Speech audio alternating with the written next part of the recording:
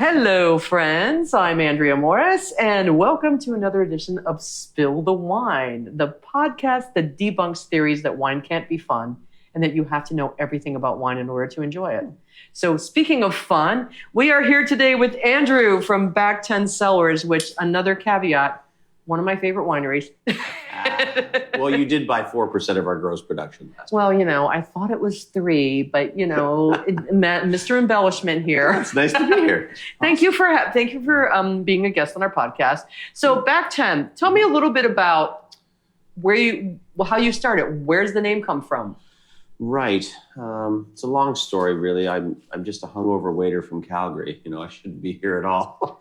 My wife and I worked forever in the restaurant business in Calgary. We worked at a fancy restaurant that would do winemakers' dinners from time to time. And we met this guy, Rick Small from Walla Walla, Washington. He owns a winery called Woodward Canyon. His wines are now on the top 10 Wine Spectator. He's a rock star. But he told us his story. He bought a parcel of land. He put the post in himself. He shovel planted his farm. And we were just so taken with that. We decided to quit our job and sell our house and move to wine country and try. And that was 20 some years ago. I was 28 when we bought a rundown old farm. I'm 50 now. In about 15 years from now, I may have the lifestyle people think we've had the whole time. So it has been a journey with ups and downs, absolutely. But I think we're still having fun. We're just coming up to our 10th anniversary of the retail store being open. And Light the Heat is still on, and we're hopefully still making some interesting wines, and we're still enjoying it. So why the name Back10? Well, we are 10 acres here, and it took 10 years to make the first vintage. Wow. Yeah, so we were longtime grape growers just selling fruit, and after about 6 years of doing that, we realized commercial farming kind of sucks, especially on our scale. If you can imagine, cash flow required to keep a vineyard going is significant, and in drought vintages, yields go down, they don't go up. So 2 years within that 6, we made no money here. Like, we worked for free all year. So we really needed to start making wine to edge off the peaks and valleys of the farming. That's why we're called Back10, I guess. So. When you initially bought the property, was it ready to plant, or did you have to do a lot of work on it? Yeah, we got a dump here. We got a deal for a reason, It was, Fixer-upper? Oh, big time, yeah. This place sat vacant for months and months. Really? Yeah, we originally looked out in the Okanagan Valley, to be honest, we just couldn't afford the land out there. Like, for viticulture out that way, you've got to irrigate because it's so hot and dry. It's like this, like, we're having hot weather today, of course, but it's like that all the time. There's rattlesnakes there. Like, you have to, irrigate. So, you had to be close to water, and to be honest, we just couldn't afford anything. It was way beyond our reach. After looking around here, we had a site we really liked up near Flat Rock. We might be neighbors now to Westcott Winery, but it was a competing situation, and we just couldn't, again, beyond our budget. And then this farm, I remember the real estate agent he's like, there's this other place around the corner. It needs too much work. I don't think you'd be interested in it. And I'm like, what's it cost? Perfect. So, basically the farm came with 2 homes, and we still live on site on one of on the house next door to our retail store, and so it's been a journey. So when you first started making wine here, were you the winemaker yourself, or did you hire someone? No, not at all. I mean, just because you own a restaurant doesn't mean you should be the chef. Good point, yeah. So we've long been mentored by Dave Johnson and Louise Engel up at Featherstone Estate Winery. We were exclusively selling fruit to them for a long period of time. And for over a decade, we had this amazing relationship where we would sell them excess fruit. We would keep what we needed for our little lots. And then Dave Johnson was our winemaker. So they've only just recently announced they've sold, and so we have a new consultant now at Vieni Estates. Mauro Salvador and Lorenzo Farro. Sounds Italian. Yes. Oh, they're very Italiano up there. I like it. I don't know what they're saying half the time. It's perfect. Will that change the direction of your wine? I don't think so. I mean, Mauro has always managed our sparkling wine portfolio since day one. Mm-hmm. So he's taking over some of the barrel program. And Christina and I have a very specific idea of exactly how we want these finished wines to taste, both from structure and texture, et cetera. But, and I think they're being receptive to that. because it is a bit concerning switching up your back of the house staff. Right? Yeah, So, exactly. Yeah, especially when people become familiar with after 10 years, become familiar with what you're doing. Yep. To then go like, hey, new guy. So the fundamentals will not change here. So we're always going to be wild fermenting Chardonnay. We're always going to be crop producing in the cabs. We're always going to be neutral oak aging for the Gamay. Like those fundamental steps will not deviate. I often joke with guests that come here, like some things change around here since their last visit. Vintages might be new, but stylistically, nothing changes. We're so boring. You have the paintings, but yeah, well, the paintings. We do. The paintings in the retail store every once in a while get shuffled about, but that I have nothing to do with that. But yeah, but we've come to have, I think, when people see our brand, Back10, they have to trust us, right? So there's a certain style and a certain, like if it's not good wine, we're going to throw it out. I can't do it. I'll put it back in the field. Well, let's taste some. Let's do this. Let's taste some of this good wine. So yeah, we've been playing around with pink sparkling for some time now. Maybe, I think probably this is the 5th vintage we've done of it. And sparkling wine is a big part of our sales here. It represents maybe 1/3 of our program. As far as sales, in the glass are fantastic. They add to the flavor. They do. It's all good. Cheers. Salud. So what is this is your pink sparkling. Smitten pink, Smitten. yes. So we like a fruit-forward style. So this is a blend of Gamay and Pinot Noir, and we skin contact for an extended period of time. I think it's around 36 hours. And then we ferment it twice to capture the bubble, and this beautiful kind of strawberry. I just want, because you ever eat macarons? Yes. You know what I mean? Like that like a strawberry marshmallow, macaron, like this, yeah. It does have that smell, yeah. Yeah, and that's become a Or the signature aroma, for us. or the nose, as we would The like to say. aroma, the raw fruit character. Yes. Sure. So. I must say, I hate to say how much I love this because then people will buy it and I will never get any. It is quite a small lot. We don't make a lot of this. It tastes like vomit. No. This is so No, gross. I'm kidding, listener. This is actually it's like bubbly strawberries. Yeah. It's sure. so good. It's like, no wonder it flies off the shelves because it's like, it's just a summertime favorite. Yeah. It's light. It's delicious. It makes you, it almost makes the heat level outside go down. Exactly. Yeah. We started making pink sparkling because Christina loves pink bubbles, and I think we drank maybe 5% of the gross production of the Rosalie from Q Vineyards. We like this really kind of fruit-forward style. So we're like, we have to start getting high on our own supply around here. So we've been making it. Our first batch was, I think, 2018. So we've been at it a little while now. Oh, so the reason the supply is low is because you take the majority for I yourselves. suppose. Is that This what is Christina's we're saying? summer water. She bathes in it. And we make a lot less of it. If you could imagine what comes in out of the field for a regular Gamay, which we do make red and Pinot Noir, we see what's left over, and that becomes the base of our rosé. So every year the blend is a little bit different, but we're still trying to achieve these kind of berry, super fruit forward, and the aromatic. There's so many wineries in the area. They're making beautiful sparklings, but they're more kind of creamy and rich, more autolytic. We'd say in the nerd world, these almost grilled bread, like brioche aromatics that they're after. We want the opposite. We're trying to amplify bright and crisp. It's really and fresh. crisp and bright and just super fruit like forward. really, it's really that strawberry feeling just really hits you. It's just so lovely. Yeah, no, it's good. And Do you ever think? But I was going to say, do you ever think about planting more? But you only have 10 acres, so right, we do. In fact, we've been talking to our neighbors. They have 4 acres just east of our property, and they're a young couple from the city. They don't know anything about making wine or growing grapes, but they'd like to. So we've kind of reached the verbal agreement where we're going to help them plant. Mm-hmm. We're going to take care of the property, give them an invoice for that work, and we'll give them a check for the fruit we buy. So in essence, we're leasing it, but we never bought the property. There's no formal agreement yet. But right. But a bit of an interesting things happening in the wine universe for young vines for replants. I'm not sure if you've heard about what's happened out in British Columbia. Yes, that their whole crop has been there's been some destroyed. decimation. Yeah. So I think nurseries are going to be overrun with orders for the next half a decade. So we currently have some plants on order, but I wonder if we're going to get bumped. It's happened to us before. where you place your order, you leave a deposit, and then a year goes around and you're expecting your plants and like, oh, I'm sorry, we can't satisfy your order. But then I hear that a bigger player has planted 30,000 new vines of the exact ones that we wanted.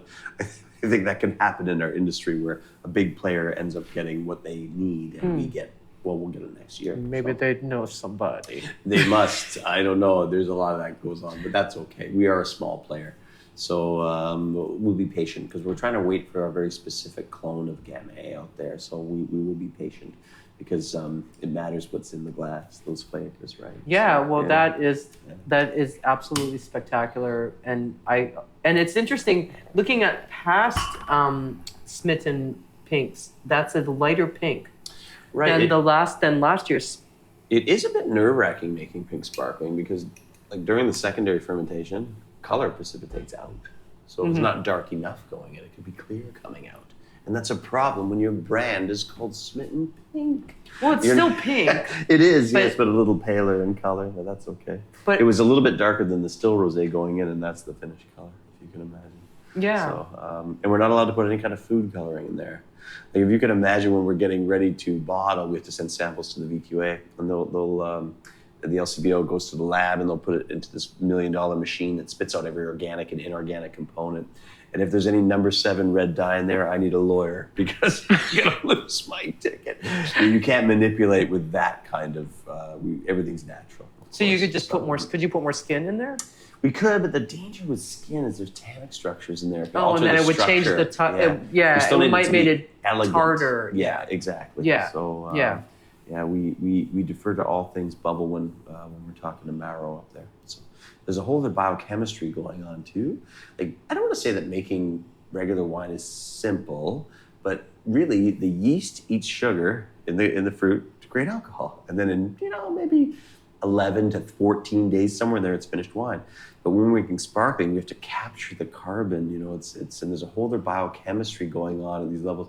Like when they're talking about what's happening in there, I'm like, I'm really quiet because these kids have been to, a fancy sparkling winemaking school in Italy for 5 years, and they understand what's happening at a molecular level. So, we're going to keep going with it. Customers love it, and it sells well. So. It's funny how like we're talking about how people think like, oh, I can't enjoy wine if I don't know anything about it, and now we're getting into chemistry. But it is true, though. There's so much, particularly with sparkling, and then you go into the whole like, is it going to be done the traditional French method where you put it in the bottle and you turn it, and you have someone in a cave that goes in every day and that's their job to turn the wine, or how is it like?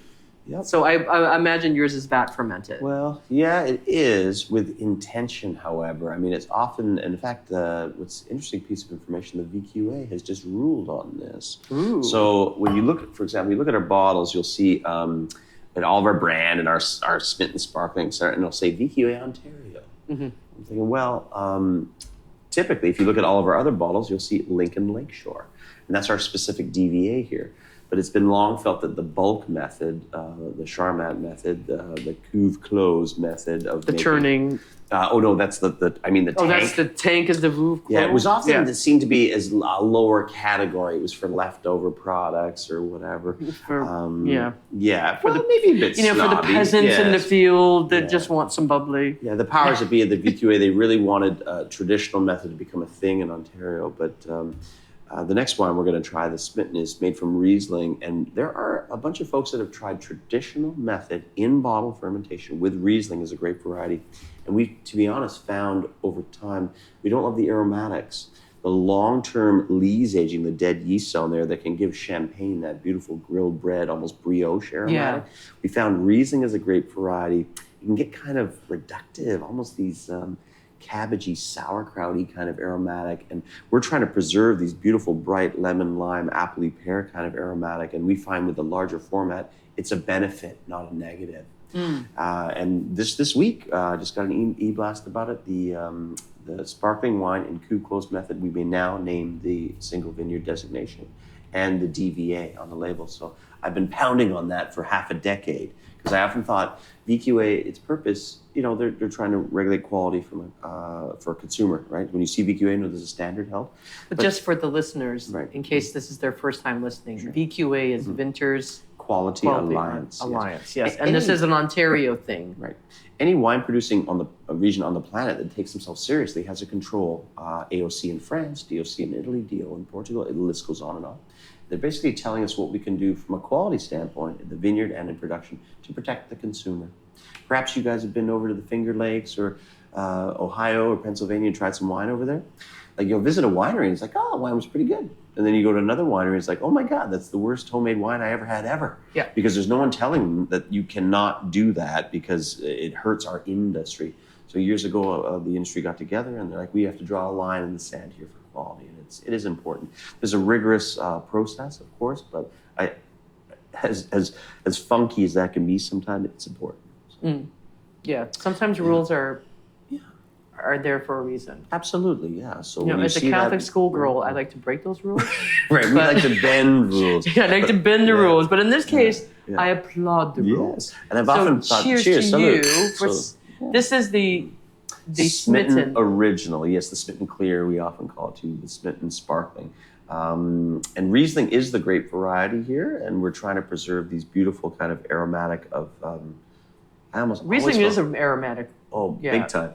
When this is first released, I almost smell cantaloupe in there. I don't know. Interesting. Like melon, like fresh melon. Kind of melony, yeah. I don't know cantaloupe because I don't know that cantaloupe actually smells, but. Right. Does cantaloupe not smell? I don't know. Let's go buy one. Yeah, let's send Lukas out to the store to get one and cut it in half and see if it smells. Sure. Yeah, we're trying to preserve that. We don't want any of that earth-driven. We were all on the fruit-forward side. It is very fruity, but also very light and very delightful. Yeah, this is our best-selling product. There is a woman that lives locally in Fonthill that is. Oh, I thought you were going to talk about me. I do buy a lot. She is a wine club member. She's been a club member for years, but she has tattooed this brand on her arm. Are you kidding me? And it's a bit frightening. I'm not sure I wanted the responsibility. But you should change the name now. Maybe just doing that. I can't do that. So change the label. Wow. Yeah, I mean, I'm going to say this on air. It's an unofficial rule around here. If you tattoo our brand on your body, it's free tastings for life. Oh, so well, there you go. Quite a commitment. It's awesome. So this has become our best-selling product by far. It outsells some other wines here 3-1. So, does it? Well, if you had more of the pink definitely is. It might. There is some residual sugar with Riesling. Like Riesling is a grape variety. We find it benefits from a little higher residual sugar. Not too much. Not over. But it's the not top. sweet. It's not a. It's not. It's not a cloyingly sweet bubbly. Exactly. It's got a nice it's got a really nice kind of like mixture. Right. We want the sugar present to feel more like a roundness or a fullness or a smoothness on the palate, not just an avalanche of sweet. A big issue with our whole Niagara region. You make it to want someone to want to tattoo it on your. I did. To be honest, it caught me off guard. I did not see that coming at all. Wow, we did it. That is not in the original business plan. Wow. So, company goals. Get people to brand our brand on them. You could sell Back 10 brands in the store. I know. I mean, I am from out west in Calgary, right? I've been to a cattle branding before. Maybe we should just have one here. We'll put the irons in the fire. Summer house. Free bottle of Smitten if you want to get branded. We've gone down the dark web, ladies and gentlemen. Yeah. See, wine tastings can be fun, listeners. This is what happens. So Riesling is a big lot on the farm, and we just made still Riesling, like non-bubbly version for years. And we had some excess one year, and we're like, well, maybe we should make a sparkling. Because the listeners may have heard of a product called Henkel Trocken. Yes. It's called Zekt, spelled S-E-K-T, I believe, if hopefully I'm not wrong. Henkel Trocken? Henkel Trocken, Zekt, which is sparkling Riesling. And it's a big, international monster brand around the globe. So why don't we try this? And it's become a big deal for us over time. So, I have a great quote from our friends down there at Henry Appellum. Dan Speck is the youngest brother there, and he does all the sales and marketing. And he said to me, Andrew, how do you sell Riesling in Ontario? And I'm like, how? He's like, you call it something else. Because Riesling is a world-class wine, but when people see the word Riesling, they're like, oh my God, it's sweet. Yes, exactly. But it's not necessarily. Not necessarily. No, So, I mean, I've had very dry Rieslings in this area. Yeah, for sure. Yeah. So what we do to combat that sugariness. Just hit them on the head? Well, no. A big issue with our whole region here is there's about 550 grape growers that sell fruit to wineries, and they're paid by the ton, but they're paid a bonus on higher sugar levels. Oh. So if they're apt to leave that Riesling, the sugar takes off exponentially in the grape. But unfortunately, in Riesling as a grape variety, like typically high sugar is better in everything. We want higher sugar in all kinds of red grape varieties. But as that sugar rises exponentially in Riesling, it falls on the acid on the other side, and then that acid can fall off a cliff. So you're at a wedding or a party, and your Aunt Jeannie's like, "Oh my God, this is so good," and you're like, "I'm gonna have a diabetic coma tonight because all I can taste is this avalanche of sugary sweet." You're like, "Thanks, Aunt Jeannie. I'll have another." Yeah, exactly. So if you could imagine to combat that, we don't track sugar as it rises in the vineyard right before harvest. We track the acidity as it falls, and when acid hits 10 grams a liter in the TA, the tartratable acidity, when it hits that number, we pull it regardless of the sugar, because I want this crunchy, fresh energy. Really, the sugar that's present should feel more like that round smoothness, not just the avalanche of syrupy, unctuous, sweet. It's so cool to hear you talk about that, because it's like, people just drink wine and think I'm just drinking wine, but knowing the thought and all of the like almost the chemistry that goes into it, right, is like, I find that really interesting and really makes me appreciate wine a lot more. Used to be like maybe 30, 40 years ago, the farmer would walk the field and they would like spit seeds in their hand, and if the seeds were brown, they would like, okay, she's good to go. And they'd pull it off. Or they'd see birds attacking the fruit, and then they call it harmonic convergence. Much Mother Nature's interested, it has to be ripe. So about 20 years ago, everyone was using like a refractometer. So imagine this thing looks almost like the end of a microscope with a glass plate on it, and you point it to the sky as a source of light. You squeeze juice from a grape on it, and it kind of gives you this rough sugar level. It's fairly inaccurate. So what we do now is we take physical cuttings, about 20, 25 clusters from a block, whatever, Riesling, Chardonnay, whatever you want to pull, in a fancy Ziploc bag. They go off to the lab. In a couple hours, you get back the sugar, the acidity, and the pH. We mark those numbers on a dry erase board, and you keep taking samples. You keep watching the weather. You call as a crew available, and then if all the planets line up, it's coming off. So there's more science than ever. And what that gets us to do is to create more consistent styles year in, year out. So you don't make great wine one year and mediocre the next, great wine. So like this vintage that's shaping up 2024 to be awesome, and because we're so hot and dry. Reminds me of 2020, but in cooler vintages, we need to leave the fruit longer, right? So you can't just pick a day and pull it off. It doesn't work like that. But if it keeps being hot and dry for like another 2 weeks, is that going to be bad? No, that is awesome. Really? Hot. Typically in Ontario, it can't be hot or dry enough. And in our site here, we're in a heavy red clay soil. If you can imagine, clay holds water. In fact, we're always trying to get rid of water here. There are some more well-drained sites in the region, certainly, that will need to irrigate in time, but they're few and far between. Typically, we want hot and dry weather. We want 2020 back. The vines were COVID-free. They had no idea what was going on. So 2020, hot and dry, because our biggest pressure in the vineyards here isn't insects. It's powdery and downy mildew. Really? Yeah, like on a day like today, I can practically hear the powdery trying to do its work. Like the backs of your knees are sweating on the patio. The fear is that mildew will settle inside the cluster, and Vitis vinifera, Chardonnay, Cabernet, Merlot, those grape varieties that we like to drink, they're notoriously tightly packed together in the cluster. Pinot is the worst. And the fear is that mold will settle inside. It'll rot from the inside out before it ever makes it to harvest. Ooh. So hot, dry years are amazing, because it's like 2020, I'm like, you couldn't screw it up. As a grape so if it's grower, hot and dry, the grapes are like, get away from me. Like, not so much as just the mildew pressure's down, and they're loving all this sunshine and this heat. It's excellent. So yeah, hot and dry. I was kind of hoping with global warming, we were on Cabernet and Owen Sound by now, but I'm still waiting. Well, speaking of Riesling, I see we have some to taste here. Yeah, for sure. So this is our still Riesling. The first thing that people notice about it is its color. They're like, they often say, I thought it was water because it's so clear. It is very clear. So this Riesling, I can see you through it. Yeah, for sure. From the 22 vintage, was hand-picked. And we hand-pick Riesling here because we don't want the skins to interact with the juice before it gets to the press. Like, it's common for people to go to a winery in the area, and they pour out their Riesling. It's a bright yellow or a bright green color. That's from skin contact. It was pulled by a machine for sure. and it's sitting in a bin waiting to get to the press. Now, so the skin contact is... Yeah, taints the color. But more importantly for us, we don't care about the color. We feel that in the skins of Riesling are undesirable compounds that give us aromas we don't like in the finished wine. So we bother with this hand pick, and the cluster goes in the press whole, so what spills out is this super clear, gorgeous perfumed juice. And it's really important that the juice quality be amazing coming off the press, because all we do to Riesling is ferment it in a tank and bottle it. Really? Everything else we're about to try, we manipulate.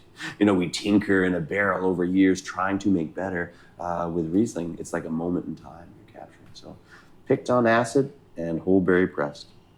It's got a very fresh smell to it. It's good. It's crispy. Crunchy, fresh, lower alcohol. When we started here, slightly sweet, but not like top. That cloying sweet. It's just got that little bit of like little lemony. Totally. Like my mouth is watering like crazy right now. It's like, oh man, let's go. It's like there's got that little bit of lemon zest, I feel, and like it's just like almost like a lemon meringue pie. Yeah, no, that was good, wasn't it? Oh yeah. Yeah, you can use that. Lemon meringue pie. A lemon meringue pie in my mouth. It's a party in my mouth. Yeah, that's what we want. We want energy. Now, when it's really, really delightful. Yeah. I love this. It's especially in the summer heat. It's really warm day today. We're at 32 degrees plus humidex. It's supposed to feel like 41 or whatever. When we started here, we Googled the best Riesling in the world, and we make this the way the Germans do, jawohl, because they've been making it for 1,200 years. They know what they're doing. So, but like some Rieslings are like overly sweet, but this one has like that nice blend between sweetness and citrus. But I don't like a super citrusy Riesling. Right. But I like this one. Listener, this is spectacular. Right. And Lukas just pounded it back. So I've just met Lukas. He'll drink anything. He's like Mikey. Yeah, for sure. This has been in bottle now about 18 months, and I'm starting to almost pick up like a limestone, like a mineral, like a wet rock. I don't know, you licked a wet rock when you were a kid. I never did. Or have you been like hiking down near a riverbed in the fall and the sun is on the wet rocks, like you can kind of smell that dusty. Yes. And that's signature for our site here. When it's young, it's really super fruit forward over the top, and over time, these mineral notes kind of move forward. So. It's really lovely. Yeah, cool.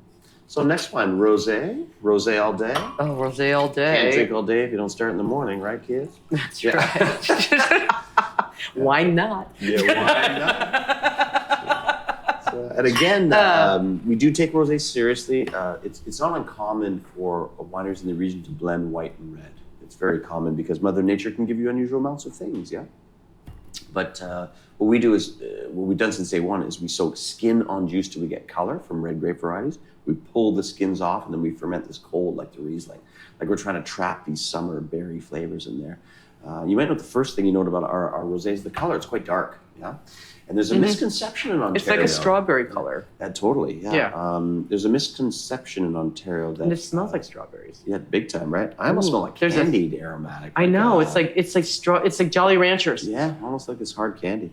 Yeah. I think that's from the maybe a combination of the yeast we're using or the Gamay skin contact. This is made from Gamay. But it really does smell sweet. Yeah, exactly. And deceiving, I think, because you think, oh my God, this is going to be sweet. But my teeth are going to hurt. There's almost no residual sugar left. We've fermented all of it out. It's 12.5% alcohol. I think it's barely off dry, around 7.5 grams. Wow. So, I know. So it's deceiving this wine for sure. It still has that little bit of watermelon slight sweetness when you taste it, but it's like, again, the nose on it makes you think your teeth are going to hurt when you drink it. Almost feels like cotton candy. Almost. Yeah, it's like the carnival. Like you're like, I want to play that game. Yeah, exactly. I want to play whack-a-mole. You can. Let me whack-a-mole. And then you're like, no, shut up and drink your rosé. Yeah, exactly. Drink a bucket of rosé and go hit a weird thing on the head. Okay. Oh, wait, I just hit you. That was a weird thing on the head, right? No. Yeah, totally. And rosé is a pretty small run that we do here. We kind of joke if it doesn't sell out by Thanksgiving, we just have a big party and we drink it all. I know. Because there'll be a new one in the springtime again. So. I know, but it's sad because I have come here and you've been out of rosé and it's made me sad. These problem with these small lot products, they do sell out. I know. Quietly, I'll confess, I think we're trying to get to a place where every product's available year round. Because we have guests that come to visit, we retail 95, 96% of product right off the farm. We're very little bit in restaurants, but no LCBO just yet. So we're, sometimes guests come at a great distance to pick up something, and we're sold out. And I'm like, I'm sorry. You're like, I'll go make more. Yeah, we are. The problem with making wine is it takes so much time. Yeah. I'm jealous of the guys in the beer business because every couple of weeks they got a fresh batch of brew coming off the line, right? We've got to grow grapes for a year. I have to make some of these products for a year. And then you never know what's going to happen with the weather or with... Mother Nature hits us with the polar vortex, and then where yields are or there's like a hurricane that comes in, and we get rain right before harvest, and it damages crops. Like it can happen. So, like a customer asked me a while ago if I like to gamble at the casino, and I'm like, no, I'm a farmer. I gamble every day. I got 10,000 vines open in the sky right now. It's like money. Yeah. I'm on FanDuel. Yeah, the craps table. Let's do this. You got a grape duel. That should be. You should have a thing. You should open up a website, a gambling website for all the farmers in the Niagara region, and call it Grape Duel. I think it sounds awesome. Thank you very much. Right. And I get a cut of that because it was my idea. Thank you very much. So, what about Chardonnay? Are you a Chardonnay drinker? You know what? I am. It's one of those wines that, like every person I think that started drinking wine, you start with Chardonnay. Mm-hmm. And then the more you drink wine, you kind of go Chardonnay. That's like beginner level. That's fair. But I have been going back to it lately. Yeah. Because when the weather gets warmer, I seem to want a white wine and not a red wine. For sure, yeah. We often call Chardonnay in our industry, it's like a white wine for a red wine drinker. A gateway wine. Well, yeah. I mean, we basically treat it like a red wine. Like we ferment it in a barrel, we age it in a barrel. There's all different styles, of course, across the region. But we ferment and age this in a Canadian oak barrel. But see, I like an oak Chardonnay. Yeah, absolutely. I mean, a lot of folks shy away from it because they've been to a wedding or a party and they've had an Australian or a California Chardonnay and it smells like sawdust. Have you been to the lumber department at Home Depot lately? It's like, oh my God, this thing is so woody. So this Canadian oak barrels that we're using, this wonderful kind of coconut milk, coconut cream. There's this unusual tropical aromatic that we get vintage to vintage consistently from these barrels. So, see, I find the stainless steel sometimes doesn't have any character to the wine. Right. It's almost like they're trying to make it more like Sauvignon Blanc or Pinot Grigio, right? Like fresh Chardonnay is it's like a winemaker's wine. It's like the Costco wine. Yeah, exactly. Not to knock the Chard, the Pinot Grigio, and the Sauvignon Blanc, but we like a fatter, richer style. So I'm not sure if you've seen Chardonnay fermented. You know what? Funny that you said that because I can actually smell coconut on that. Yeah, big time. It's like, seriously, I can smell coconut just coming right off that. Yeah. No, I got to give kudos out to Lukas, our producer, says the same thing. He's nodding his head at the coconut. So we're all right.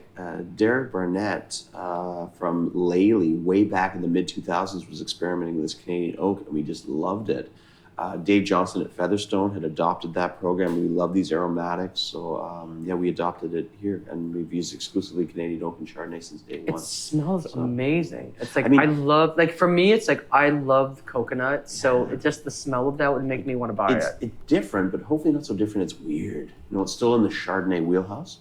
But it doesn't taste coconut.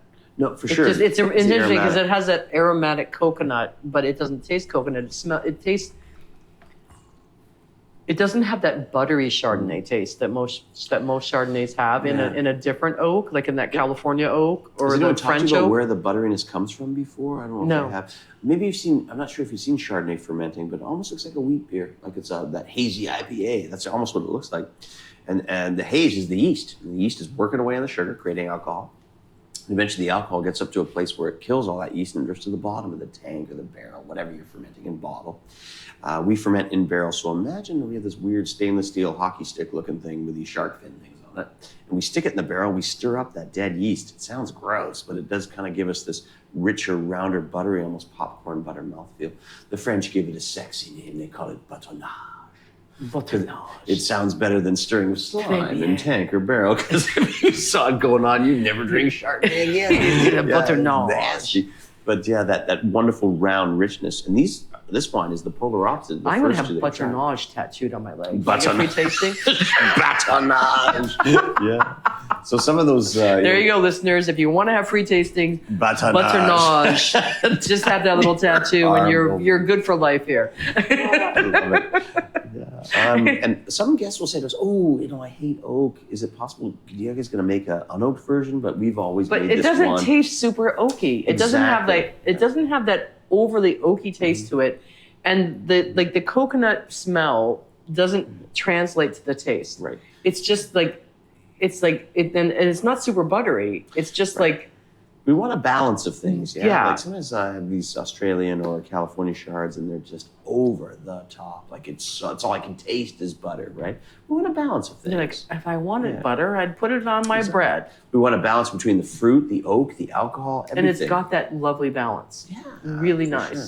Barrels do another thing for us. Here we go, butternage. Butternage. Barrels do another thing for us. They can give us what the wine nerds call micro-oxygenation. This idea that a bit of oxygen moving through the staves in the entry can soften this mouthfeel, make it feel more rich. You've had a wine, like the Gamay is a good example. You've had a wine entry level at a party or a wedding, and it kind of wound up like a spin top. I guarantee you that's from stainless steel. There's no oxygen transfer, and that little bit of oxygen in the barrel kind of gives us this soft, plush, easy drinking. So a richness. It's like a warmth. A warmth. I like that. Yeah, it's like this little... Not alcohol warmth. Or maybe combine a bit with the alcohol. Yeah, it's like a little bit of a blank, like a little cashmere throw. Yeah, like a cashmere throw on mid-September Eve. Yes, yeah. It's like... Yeah, I love it. Right. So we're I'm helping you with your marketing here. I love it. Yeah. This is good. So yeah, moving on to red wines. Ooh, yes. Gamay, we kind of joke it's like the Pinot Noir without the attitude. A little softer, plusher. I always think of Gamay as like the entry level to reds. For people, because a lot of people start out drinking wine and they start with Chardonnay and then they're like, I don't like reds. That's fair. Gamay, you can go like, just try this. We have a lot of young wine drinkers here. They're like, ooh, red wine. I'm like, let me guess. What you don't like is the mouth drying sensation. Like that, what we call those tannic structures. Have you ever left a tea bag in way too long? You take a sip and all that moisture's pulled off your gums. That's tannin. And of the index of tannin, Gamay is the lowest. So we often in our industry call it the gateway red. That's what I said. That's what I just said. Oh, did you just say that? I just said it. God. It gets people into drinking red wine. He doesn't listen, listener. I hope you are, because I said it, gateway red. You said it first, the gateway red wine. Yeah, for sure.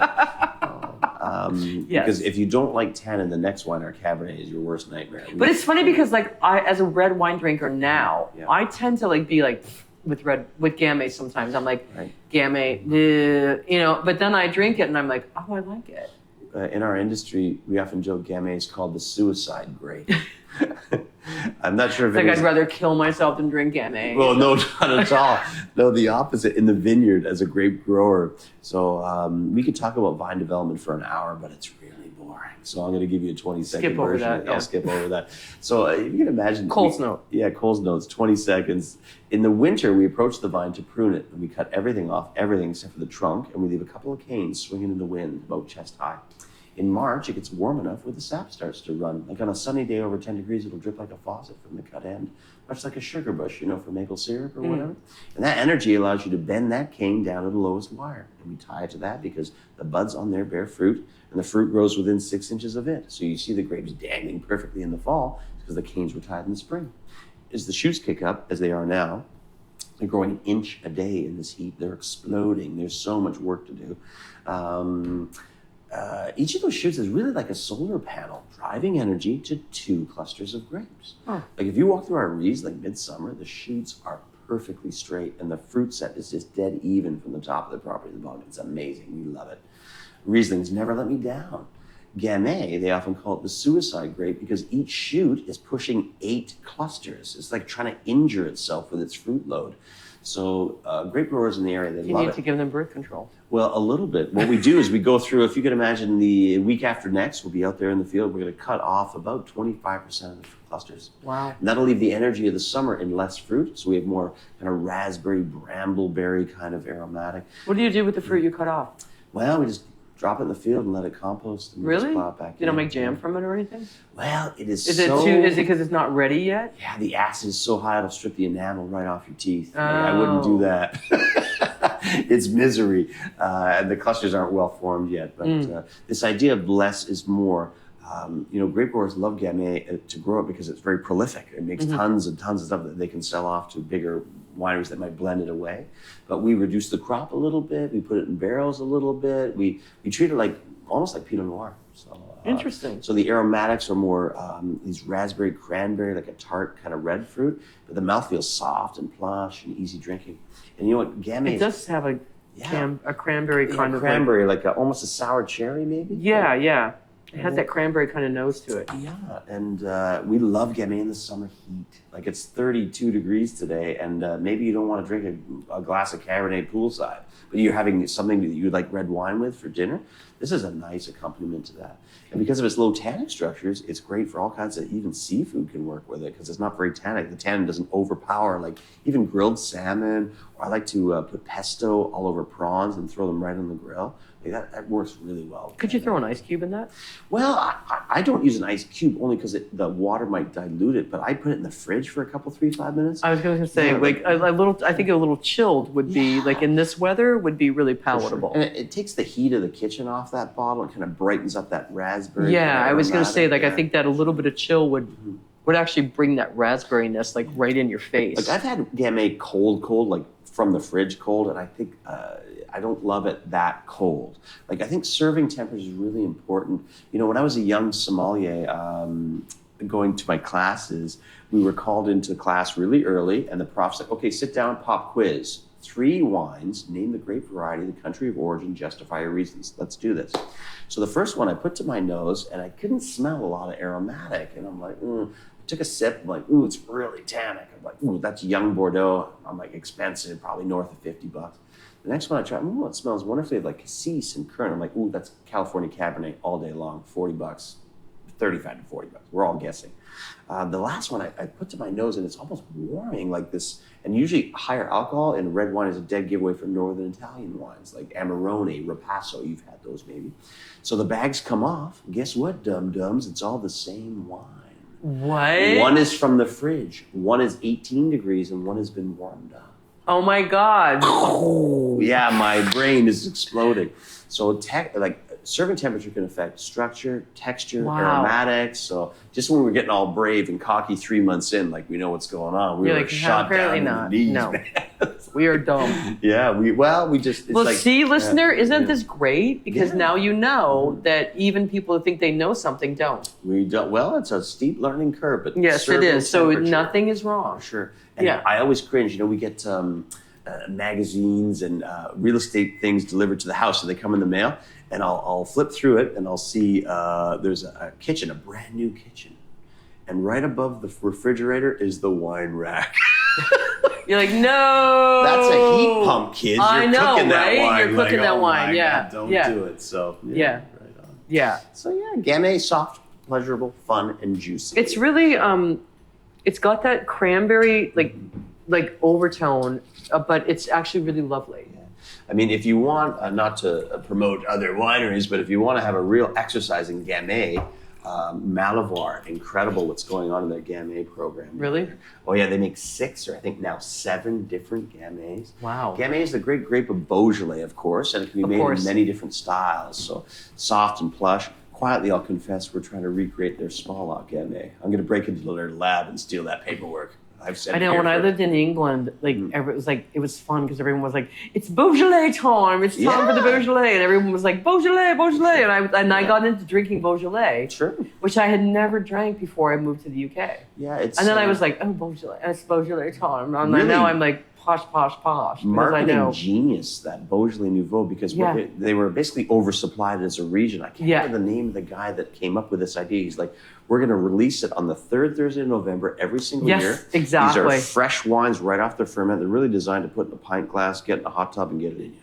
Yeah, it's really designed for. But everybody in the UK would go nuts for it. They'd be like, "It's Beaujolais, it's Beaujolais." But there are cru Beaujolais that you can even find here in Ontario at the LCBO, where they'll name the village on there. They'll name the village. So Moulin à Vent is a big popular one. Well, what they'll do is they'll crop produce in the vineyard like we do, and they'll put it in really expensive French barriques, and they're trying to make it like high-end Burgundy, basically. And they're more dense, more weight, more ageability as well. So Gamay is super versatile. I know Thomas Batchelder is also leading the charge on on Gamay, single vineyard Gamay. So it's funny. It's still not my favorite red, but there are times when I do enjoy it. Sure. But like sometimes with the wine club, I'm like, oh God, another Gamay. Gamay all day. Yeah, no. Who needs rosé? Yeah, it's all good. Yeah, All but right, I'm cool. like, So this is our Cabernet Franc, and our big claim to fame in Cabernet is green harvesting. So imagine it's summer's end, August 31st is a hard deadline. Like if a cluster hasn't completed its color change, the veraison, if it ain't turned purple, we take it off. really? Yeah, and we do that because if it hasn't turned its color by the end of summer's heat, it's like it's never going to cross the finish line. Really? Oh, it's never ripe enough come Halloween when I must What have if you it put a off. fire under it? We could hold out or pray to God for warm weather in the fall, but as you know, Sweet baby Jesus, just make it happen. Exactly. I'm praying anyway. So go figure. Dear sweet baby Jesus, please make it be warmer. So just like the Gamay and reducing the crop, it leaves more energy and less. So we have inky, dark, black fruit at harvest to make bigger, gutsier, more powerful Cabernet. Like when I walk that field before we harvest, if I spit seeds into my hand, they should be brown. And if I chew on them a bit, they should almost taste like a walnut. Like bitter, but not astringent. There's a difference, yeah? And brown seeds typically ensure full phenolic development. That grape is ripe all the way from the skin to the core. And that idea that it's going to give us these aromatics of like cassis and currant and plum and jet. Like all those things that red wine drinkers adore about red wine. And then we put this in American oak for a year. We're trying to achieve the barrel program like this kind of cedary tobacco aromatic. And I don't mean Du Maurier behind the woodshed when we were kids.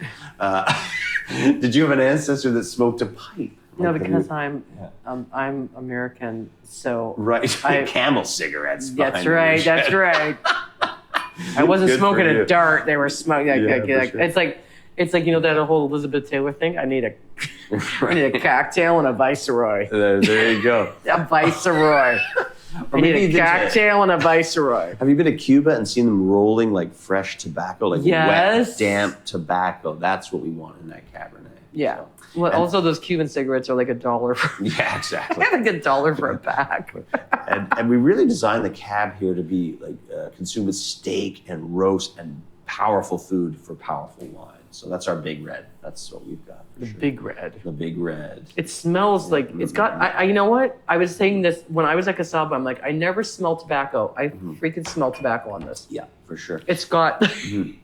Like all of a sudden, I'm like, I mentioned tobacco, and you're talking about tobacco. Now I want to smoke, but it's like, oh, I smell it in the wine. We have. It's got that. It's just hearty. I think it comes from the American oak. We It's feel ballsy. Yeah, the Cabernet Franc is broad-shouldered enough to stand up to the wider grain of American oak. Almost everyone in the area uses French barrels for the really high-end reds, but we don't. I don't know. We love this kind of cedary tobacco.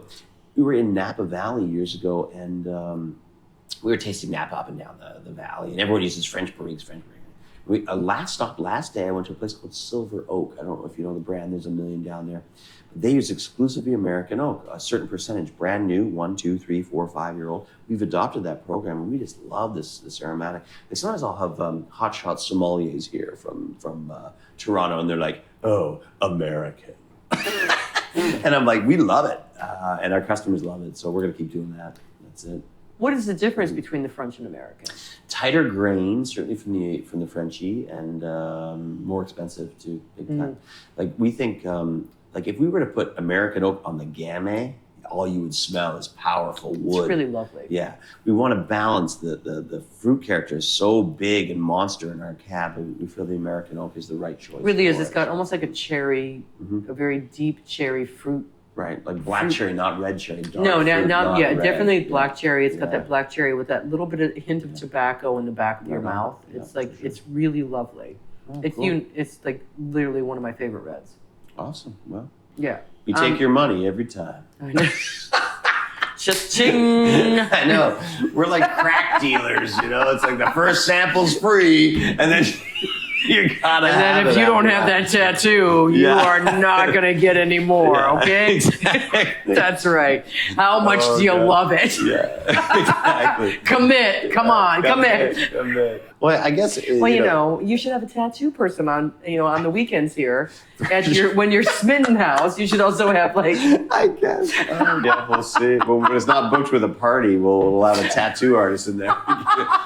free ink today. We'll put a sign out on King Street when we wind up out the door. Oh my God. Free ink, but only if it has something to do with the winery. You got it. I think, we're just trying to make wines that are interesting and delicate or powerful, and they mean something to somebody. Because as you know, there's an ocean of mediocre wine out there, and we're just trying to do something that matters. But you guys have been very successful, and I drive by on the weekends, and Smitten House is packed, and so you're doing something right. No, we work that for sure. We have a hospitality background, and I realized something about myself during the pandemic. I am an extrovert. Being around humans charges me up. Like sometimes after a long service, I kind of feel like I have a natural high. Like I just stepped off the stage almost, A lot of the staff are like, oh my God, I'm going home to put my feet up in an ice bag on my head. You're like, but no, I'm going to go out to dance. I can keep going. Let's go. I love it. It's I want to dance, damn it. Sure. Right. Oh, cool. Well, thanks for inviting me. This was fun. Oh my God, it was so much fun. It's like, what? It's always a pleasure to be here. So I'm so happy that you consented to be a part of this podcast. And listeners, I really hope that you enjoyed this wine tasting with Andrew and Back10. It's absolutely fantastic. If you'd like to know more about the winery, visit our show notes, because we'll have some photos and we'll have pictures of the wines that we drank, and we'll have some pictures of the vineyard, and we'll also have all of their social media info, so you can get in touch with that. And be sure to like and follow Spill the Wine. And also, if you have any comments or suggestions or any other wineries that you want us to look for, be sure to contact us at podcastspillthewine@gmail.com. Once again, podcastspillthewine@gmail.com. Now raise your glass. Cheers. Cheers, darling. Cheers. And we'll see you next time.